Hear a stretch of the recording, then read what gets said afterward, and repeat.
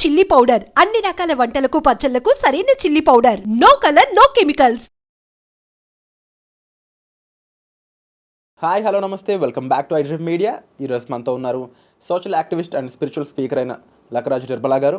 అయితే mothers day రోజున అమ్మని బాగా చూసుకుంటాం, లవర్స్ డే రోజున ప్రియురాలను బాగా చూసుకుంటాం.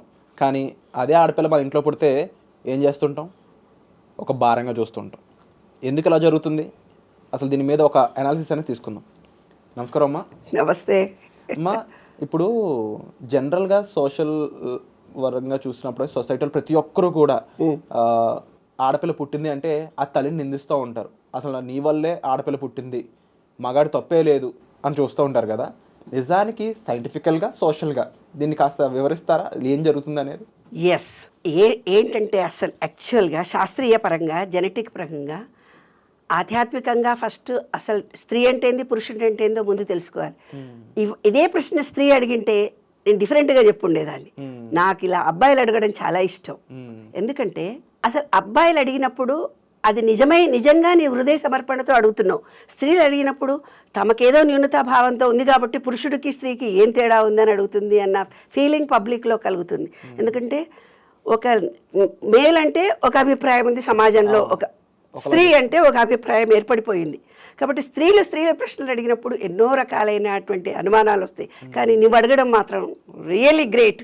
నువ్వు చక్కటి ప్రశ్న అడిగావు, దాని గురించి వివరిస్తాను చూడు. నా విశ్వ నియమాల పుస్తకంలో నేను రాసినటువంటి దాంట్లో లా ఆఫ్ జెండర్ అనేది నా విశ్వ నియమాల పుస్తకంలో 12th లా అంటే 12వ నియమము. ఆ 12వ నియమం ప్రకారం స్త్రీ శక్తి అంటే ఏంటింది? సహజమైన శక్తి. ఈ ప్రకృతి స్త్రీ పురుష శక్తులతో నిండి ఉంది. ఉమెన్ అంటేనే చాలు, ఆమెలో సహజమైనటువంటి శక్తులు ఉన్నాయి. అవి శారీరకంగా లింగంతో మాత్రమే పరిమితం కాలేదు, అంటే జెండర్గా కాదు. ఎలా ఉన్నాయి? ఆమెకు బుద్ధి భావము ఎక్కువ ఉంటాయి, జ్ఞానం ఎక్కువ ఉంటుంది ఆవిడికి. తర్వాత చలన స్థితి ఆవిడలో ఎక్కువ ఉంటుంది. ప్రకృతి నివృత్తి ఉంటుంది, ప్రవృత్తి నివృత్తి అనేవి ఆవిడలో ఉంటాయి.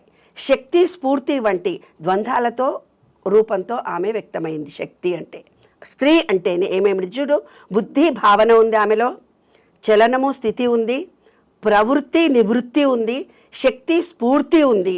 ఇలాంటి ద్వంద్వాలతో జెండర్గా ఒక స్త్రీ పుట్టింది. మరి అట్లాంటప్పుడు పురుషుడికి కూడా ఏవో ఉండాలి కదా మెయిన్గా. పాపం మాస్కులిన్ ప్రిన్సిపల్ ప్రకారము లాజిక్, మగవాడు ఎప్పుడు లాజిక్గా ఆలోచిస్తాడు. తర్వాత ఆలోచన విధానం మంచిగా ఉంటుంది అబ్బాయికి. ఆలోచన ప్రారంభించడం అన్నదే అతని యొక్క స్పెషల్ తత్వం. ఏదైనా సరే చక్కగా లాజిక్గా ఆలోచిస్తాడు. తర్వాత ఆలోచన విధానం చక్కగా ఉంటుంది. ఇది సృష్టి సంకల్పాన్ని తీసుకొస్తుంది. పురుషుడి సంకల్పం లేనిదే స్త్రీ బిడ్డల్ని కనదు. అర్థమైంది కదా? సంకల్పం అనేది పురుషుడిలోనే కలుగుతుంది. అది పురుషుడి యొక్క స్పెషాలిటీ. అది ఎవరి మాస్కులిన్ ప్రిన్సిపల్ ప్రకారం. తర్వాత స్త్రీతత్వము ఫెమిలిన్ ప్రిన్సిపల్ ప్రకారము ఇంట్యూషనల్గా భావనాత్మకత మహిళల్లో ఎక్కువ ఉంటుంది. ఉట్టిగానే ఏమిటిదే కుట్టుగానే ఊహించుకుంటున్నావు, నేను ఉట్టిగానే పోయొచ్చాను సినిమాకి, అమ్మాయితో వెళ్ళలేదు, నేను కాంప్రమైజ్ చెప్పుకోవాల్సి వస్తుంది. ఏమోనండి, నేను మీ అనుమానం అవుతుంది, మీ పుట్టింటి వాళ్ళకి ఇచ్చిన అనుకుంటున్నావే, నిజంగానే ఇవ్వలేదు. ఇట్లా అనుమానాలు స్త్రీలకి ఊహించుకోవడం మరీ ఎక్కువ ఉంటుంది. భావనాత్మకత సహజమైన తత్వంగా ఉంటుంది. ఇది ఆ సంకల్పాన్ని ఆచరణ రూపంలోనే, ఎప్పుడు ఆచరణ రూపంలో పెట్టి నేను ఇందాక చెప్పింది ఆచరణ. ఈ రెండింటి సంయోగం వల్లనే ఈ సృష్టి జరుగుతుంది. ఇది శివశక్తి తత్వంలా మనం చూడవచ్చు. మరి శాస్త్రీయంగా ఏం జరుగుతుంది? నీవు అడిగిన క్వశ్చన్కి ఆన్సర్ ఇది.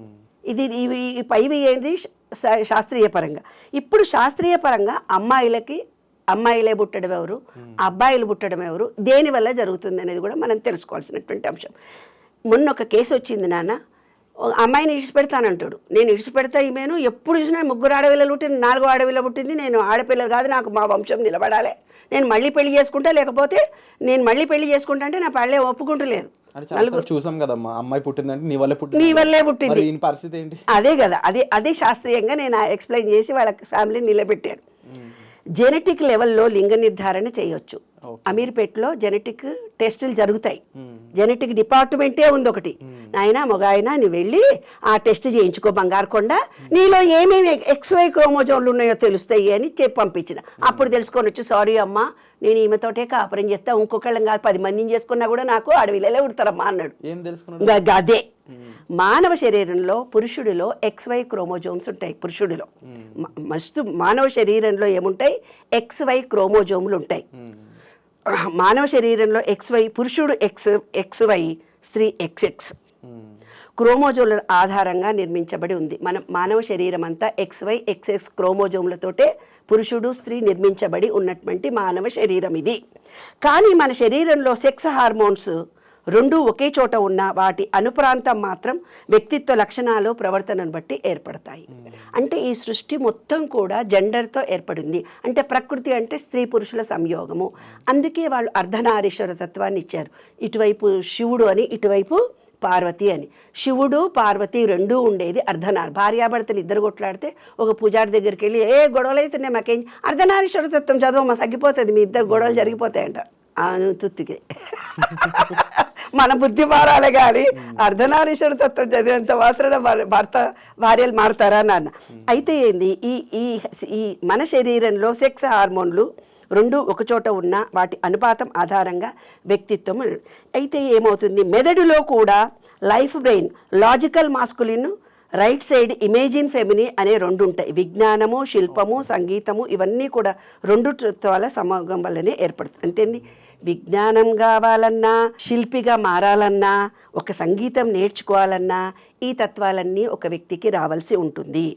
ఆధునిక తరానికి అన్వయించాలంటే జెండర్ ఐడెంటిటీ ఏంటంటే ఫ్లూయిడిటీగా తెలుస్తుంది. ఐడెంటిటీ లేదా జెండర్ ఫ్లూయిడిటీ. దీనికి మామూలు నియమం ఏమిటంటే ఈ రెండు శక్తులు సమతుల్యం ద్వారా ఒక మనిషి జీవితము సృష్టత, పురుష శక్తి లేదా స్త్రీ శక్తి సమతుల్యత అవసరం. సృష్టి చేసే సామర్థ్యము, లోతైన ఆలోచన. ఇట్లా మాట్లాడితే నీకు ఏం అర్థం కాలేదు, నీకు అర్థమయ్యే సబ్జెక్ట్ నేను చెప్తా. ఏంటిదే మగోడు అయిపోయి ఆడదానిలాగా ఏడుస్తున్నావు నువ్వు అంటుంటారా? ఏమే పూర్తిగా ఆడదానివి నువ్వు, ఈ మొగరాయిలాగా బయట తిరుగుతా అంటే మొగరాయిలాగా మాట్లాడుతున్నావు, అంత ధైర్యం నీకు ఎక్కడి నుంచి వచ్చింది అంటాం. అంటే ఏంటంటే స్త్రీ శక్తి, పురుష శక్తి. మనలో పురుషుడికి పురుషతత్వం ఉంటుంది, స్త్రీకి స్త్రీతత్వం ఉంటుంది. కానీ పురుషుడికి స్త్రీతత్వం ఎరుకున్నప్పుడు ఇలా ప్రవర్తిస్తాడు. అదే నేను చెప్పింది. స్త్రీకి పురుషతత్వం కొంచెం ఎక్కువ ఉంటుంది, స్త్రీతత్వంతో పాటు పురుషతత్వం ఎక్కువ ఉంటుంది. XXY chromosomes, XY chromosomes. ఆ క్రోమోజోమ్స్లలో తేడా వచ్చినప్పుడు స్త్రీ మగరాయిలా ప్రవర్తిస్తుంది. పురుష లక్షణాలు కొంచెం ఎక్కువ ఉంటాయి. పురుషుడికి ఏమవుతాయి, కొంతమంది పురుషుల్లో స్త్రీతత్వం ఎక్కువ వస్తుంది. వచ్చేసరికి ఏమవుతుంది, కొంచెం బిడియపడము, భయపడము అలాంటివి జరుగుతాయి అన్నమాట. పురుషుడిలోనే XY క్రోమోజోమ్స్ ఉన్నాయా, XX క్రోమోజోమ్స్ ఉన్నాయా అని టెస్ట్ చేస్తారు. ఆ టెస్ట్ చేస్తే కనుక XY క్రోమోజోమ్లు ఉన్న వాళ్ళకు ఆడపిల్లలు మగపిల్లలు పుట్టేది, XX క్రోమోజోమ్లు ఉన్నప్పుడు ఆడపిల్లలే పుడతారు. అది జీవిత రహస్యం. వండర్ఫుల్ అమ్మ. అంటే ఇప్పుడు వరకు చాలా కాలంగా నాకు తెలిసి ఇది ఎన్నో తరాలుగా ఆడవాళ్ళని నిందించి అదే ఎలా ఉంటుందంటే ఇది బిడ్డల కన్నా నీ పనే అని ఎలా అయితే అంటారో, ఆడపిల్లల కన్నా అది నీ తప్పే అనే ఎంత కామన్ అయిపోయింది అనమాట. కానీ ఈరోజు మీరు ఇచ్చిన అవగాహన, మీరు ఇచ్చిన అవేర్నెస్ పాయింట్స్ అనేవి చాలా మందికి ఐ ఓపెన్ చేసినట్టే అనమాట, కన్ను తెరిపించారని చెప్పొచ్చు. ఇలాంటి వండర్ఫుల్ ఇన్ఫర్మేషన్ మాకు షేర్ చేసినందుకు థ్యాంక్ యూ సో మచ్ అమ్మ. Thank you.